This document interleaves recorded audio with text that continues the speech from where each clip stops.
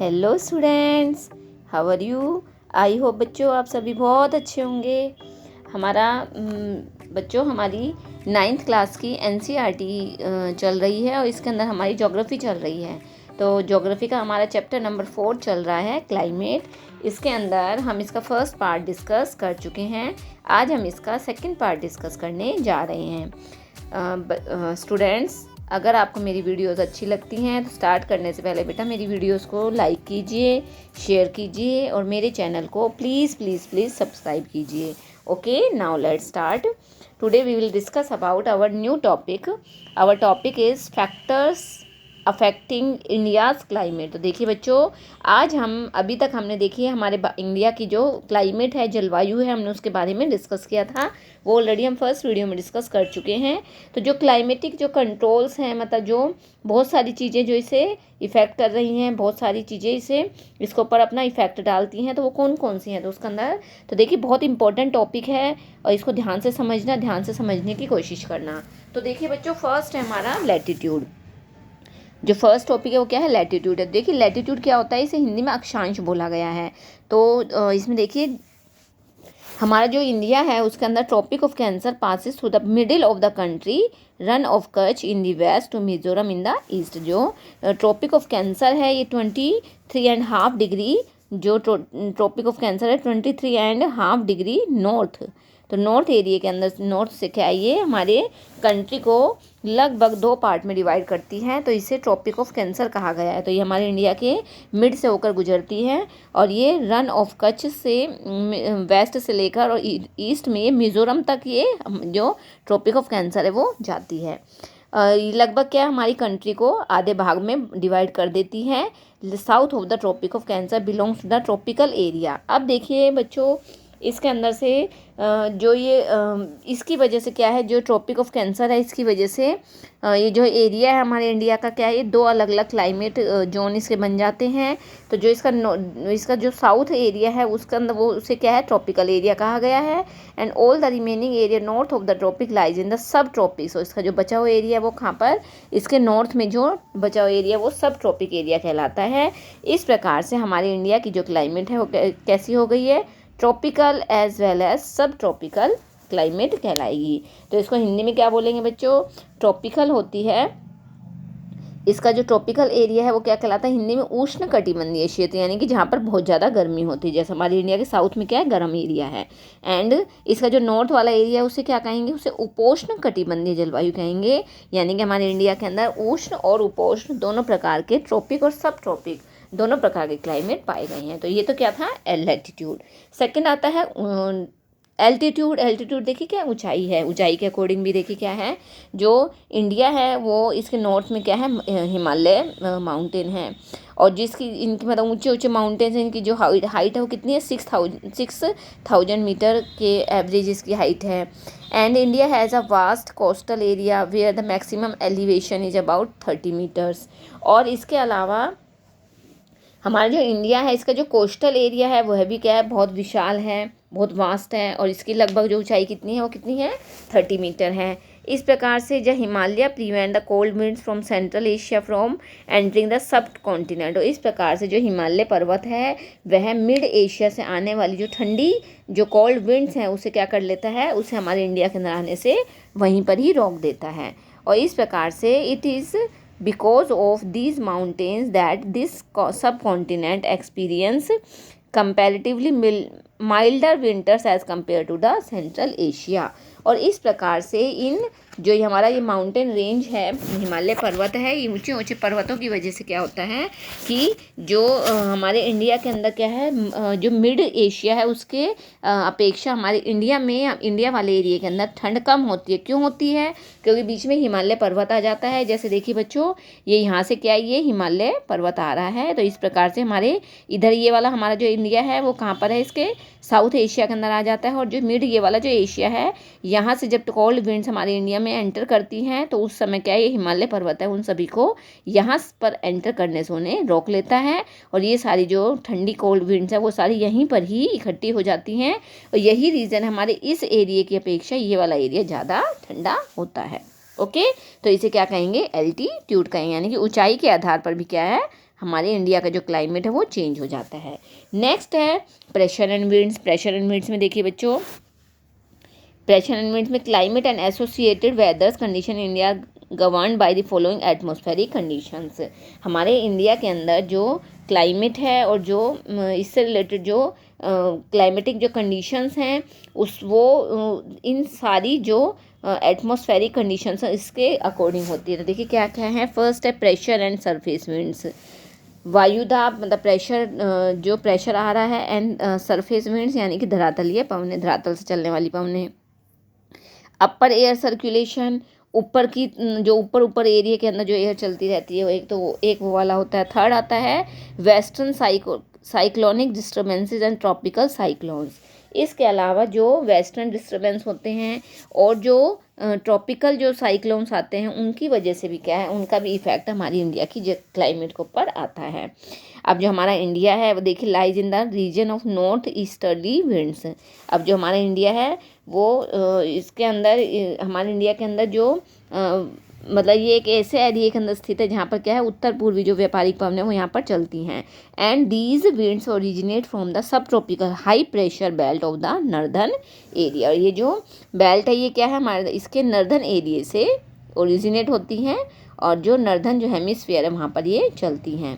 And they blow southwards get deflected to the right due to the Coriolis force and move towards this equatorial low pressure area. और इस प्रकार से यह वहाँ से निकलकर यह साउथ की ओर चलती हैं और कोरियोलिस जो इफ़ेक्ट है उसकी वजह से ये जो कोरियोलिस फोर्स है इफेक्ट है उसकी वजह से क्या होता है ये इक्वेटोरियल लो प्रेशर की वजह से उस एरिया के अंदर क्या हो जाती हैं राइट की साइड में मुड़ जाती हैं, राइट एरिया में मुड़ जाती हैं। अब बच्चों ये कोरियोलिस फोर्स क्या है इसके बारे में अभी मैं आपको बता रही हूँ। ओके आगे देखिए these winds carry little moisture as a originate and blow over land. अब देखिए जो ये विंड जब चलती हैं तो इनके अंदर क्या होती है मॉइस्चर होता है, इनके अंदर नमी होती है और नमी की मात्रा क्या होती है बहुत ही कम होती है, लिटिल मॉइस्चर होता है इनके अंदर एंड ब्लो ओवर लैंड। और ये कहाँ से ये जो लैंडी एरिया है वहाँ पर उससे निकलती हैं, इस वजह से क्या होता है इनके अंदर पानी की मात्रा बहुत कम होती है। इस प्रकार से दे ब्रिंग लिटिल और नो रेन। और इसके अंदर पानी की मात्रा कम होने की वजह से क्या होता है यहाँ ये बिल्कुल भी बारिश नहीं करती हैं। एंड इस प्रकार India should have been an arid land but it is not so. लेकिन इस प्रकार से हम क्या होना चाहिए हमारे इंडिया की जो क्लाइमेट है या लैंड है एरिया है कैसा होना चाहिए शुष्क होना चाहिए, एरिड लैंड होना चाहिए, लेकिन ऐसा नहीं है। अब क्यों नहीं है वो हम देखते हैं। आगे देखिए बच्चों, अब इंडिया के अंदर क्या है बच्चों कहीं तो बहुत ज़्यादा बारिश हो रही है, कहीं पर बिल्कुल भी बारिश नहीं हो रही है, कहीं नॉर्मल बारिश हो रही है। तो ये सब कुछ क्यों होता है वो देखिए।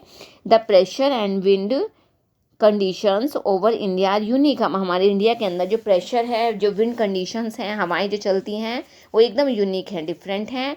सर्दियों में क्या होता है देखिए बच्चों there is a high pressure area north of the Himalaya के नॉर्थ में क्या है हाई प्रेशर एरिया बना रहता है। Cold winds blow from this region, यहाँ से बहुत ही ठंडी हवाएं चलती हैं। And low pressure area over the oceans to the south, और ये वहाँ से निकल के किधर साउथ की साइड में आती हैं। गर्मियों में क्या होता है बच्चों लो pressure area develops over interior Asia, लेकिन गर्मियों में पूरा जो इंटीरियर एशिया है उसके अंदर क्या हो जाता है लो प्रेशर बन जाता है। And as well as over north western India this causes a complete reversal of direction of winds during summer. और इसी वजह से ये लैंड की साइड से चलती हैं तो इस वजह से क्या होती है ये जो हवाएं होती है बहुत गर्म होती हैं। Air moves from the high pressure over the southern Indian ocean in a south eastern directions crosses the equator, और ये यहाँ से निकलकर इक्वेटर को क्रॉस करती हुई मतलब इक्वेटर को पास करती हुई टर्न्स राइट टुवर्ड्स लो प्रेशर एरिया। हाई प्रेशर से निकलकर ये कहाँ जाती हैं लो प्रेशर एरिया में जाती हैं एंड ओवर द इंडियन सब कॉन्टिनेंट, इस प्रकार से पूरे इंडिया के अंदर मूव करती हैं। These are known as the south west monsoon winds, और इन्हें ये साउथ में आने के बाद इन्हें साउथ वेस्ट मानसून विंड्स के नाम से जाना जाता है। These winds blow over the warm oceans, यह जो गर्म हवाएं होती हैं ये गर्म ओशियंस के ऊपर से आती हैं। गैदर मॉइस्चर, अपने साथ नमी लाती हैं। And bring wide spread rainfall over the main land of India, और इस प्रकार से ये जो इंडिया है उसके हर पार्ट के ऊपर क्या करती हैं रेनफॉल करती हैं, बारिश करती हैं।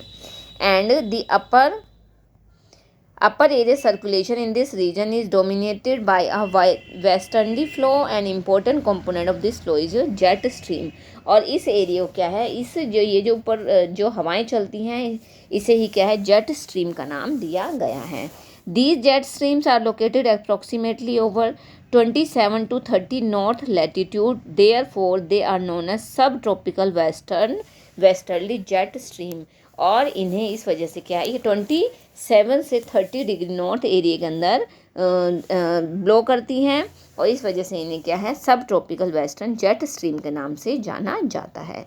And over India these jet streams blow south of the, और हम पूरे इंडिया के अंदर ये जो जेट स्ट्रीम्स है south of the Himalaya all over the year accept in summer. और इस प्रकार से ये हिमालय पर्वत से निकलती हुई गर्मियों को छोड़कर बाकी पूरे साल क्या करती हैं, ये ब्लो करती हैं। And the western cyclonic disturbances experience the north and north western part of country are brought in this westerly flow. और जब ये वेस्ट साइड से जो हवाएं चलती हैं, साइक्लोन आता है, उसे क्या है, वेस्टर्न साइक्लोनिक डिस्टर्बेंस या विंड के नाम से जाना जाता है। इन समर गर्मियों में subtropical westerly jet stream moves north of the Himalayas with the apparent movement of the sun and easterly jet stream called the subtropical easterly jet stream. और जो सब ट्रॉपिकल यानी south side से जो हवाएं आती हैं उन्हें क्या सब ट्रॉपिकल ईस्टर्न जेट स्ट्रीम के नाम से जाना गया है। And over 14 degree north during the summer months. और ये गर्मियों के अंदर, गर्मियों में ये क्या है, भारत के ऊपर या पूरे इंडिया के ऊपर क्या है, 14 डिग्री नॉर्थ जो लैटिट्यूड है नॉर्थ, उसके ऊपर ये क्या करती हैं, फ्लो करती हैं, उसके ऊपर ये ब्लो करती हैं, बहती हैं। तो ये था बच्चों एक छोटा सा टॉपिक। इसके अंदर देखिए मैं आपको पहले कोरियोलिस फोर्स बताती हूँ। कोरियोलिस फोर्स क्या है, तो देखिए Coriolis force and apparent force caused by the earth rotation. देखिए जिस प्रकार से हमारी अर्थ रोटेट करती है बच्चों, अर्थ घूमती है, उसकी वजह से the Coriolis force is responsible for deflecting winds toward the right in the northern hemisphere and left in the southern hemisphere. देखिए बच्चों इसके अंदर क्या होता है कि जब हमारी अर्थ जो हमारी धरती है जब वो घूमती है तो उसके घूमने की वजह से क्या होता है, जो इसके ऊपर जो ये प्रेशर लगता है, फोर्स लगता है, उसे कोरियोलिस फोर्स कहा गया है। इस फोर्स की वजह से जो हवाएं होती हैं वह नॉर्दर्न हेमिस्फीयर जो है, नॉर्दर्न हेमिस्फीयर के अंदर तो क्या हो जाती है, ये राइट साइड मुड़ जाती है। अब देखिए बच्चों इस डायग्राम से समझिए इसको, ये देखिए ये वाला क्या है, नॉर्दर्न है, ओके, और ये क्या है, southern hemisphere.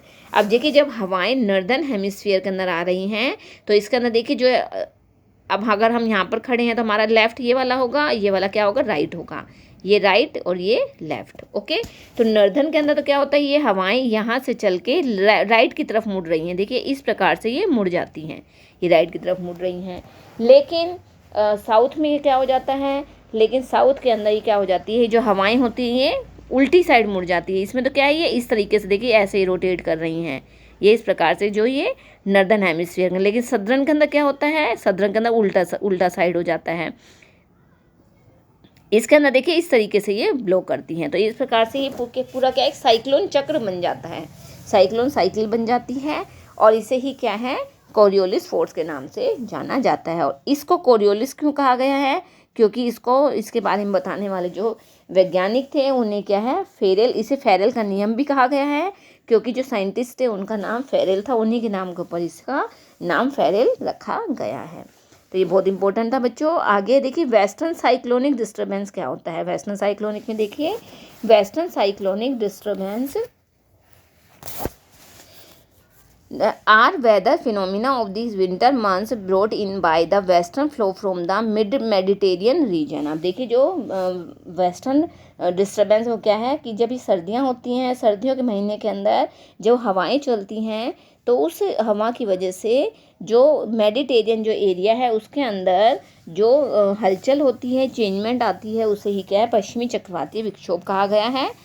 western cyclonic disturbance and they usually influence the weather of the north and northwestern region of the India। और इनकी वजह से इंडिया का जो नॉर्थ और नॉर्थ वेस्ट एरिया है उसके अंदर क्या होता है, क्लाइमेट चेंज होता है। And tropical cyclone occur during the monsoon as well as in October नवंबर।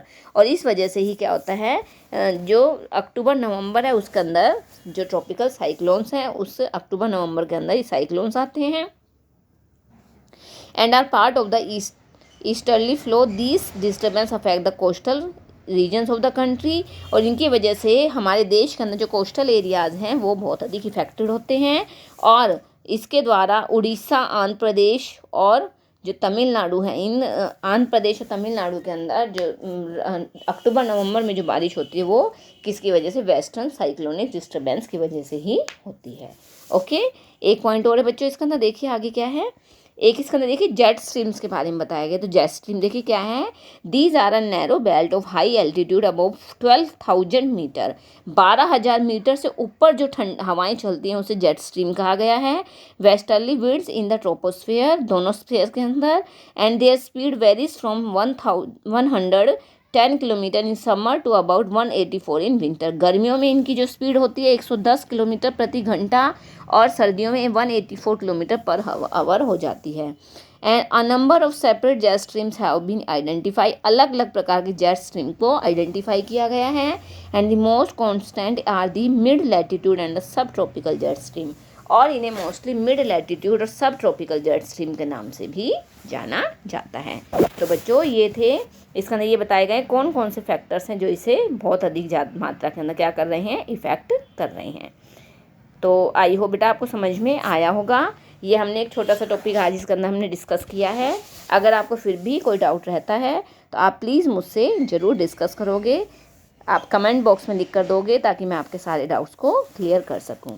थोड़ा सा बेटा इसको ध्यान से समझना, इस चैप्टर को अच्छा है। थोड़ी सी लैंग्वेज इसकी थोड़ी सी टिपिकल है, बट इसको एक दो बार आप लगातार सुनोगे तो आपको समझ में आ जाएगा। ओके, थैंक यू बेटा, have a nice day, bye bye.